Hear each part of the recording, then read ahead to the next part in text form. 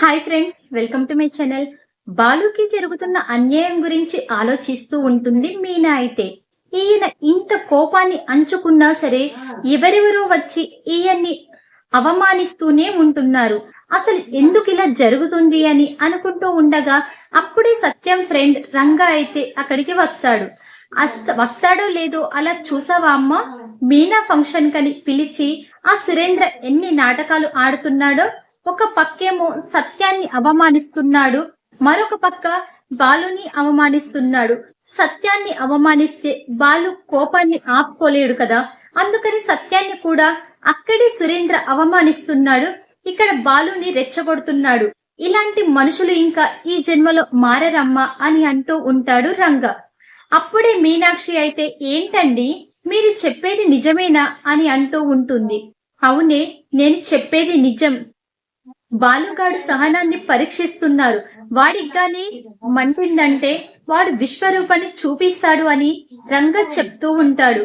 ఇంతలో రోహిణి మనిషి అయితే బాలు దగ్గరికి వస్తాడు. అన్న అక్కడ దావత్ పెడుతున్నారు, రా తాగుదాం వెళ్ళి అని అంటూ ఉంటాడు. అప్పుడే ఇక మీనా అయితే అది వింటుంది. మీనా విని, ఆయన నిన్ను అడిగారా నాకు మందు కావాలని?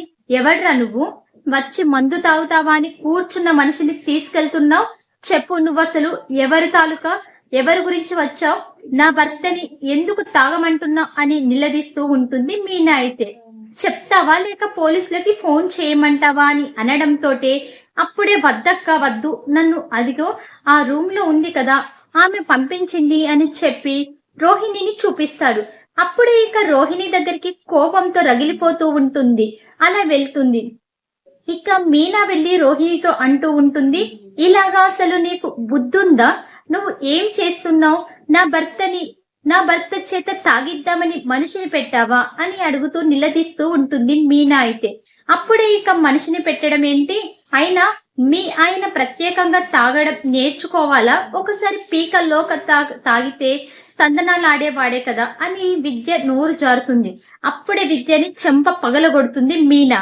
నా ఫ్రెండ్ ని కొడతావా అని అంటూ మీనాని కొట్టబోతూ ఉంటుంది రోహిణి.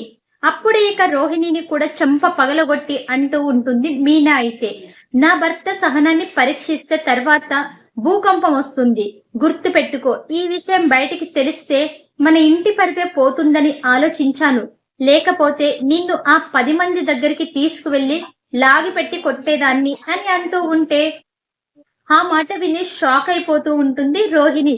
చూసారుగా ఫ్రెండ్స్, రాబోయే కథలో ఖచ్చితంగా ఇలాగే జరగబోతుందా? మరి ఇలాగే జరగాలని మీరు కూడా కోరుకుంటున్నారా? అయితే వీడియోని లైక్ చేసి తప్పకుండా ఛానల్ ని సబ్స్క్రైబ్ చేసుకోండి. పక్కనే ఉన్న బెల్ సింబాల్ లో ఆల్ పై క్లిక్ చేయండి. Thank you friends, thank you for watching.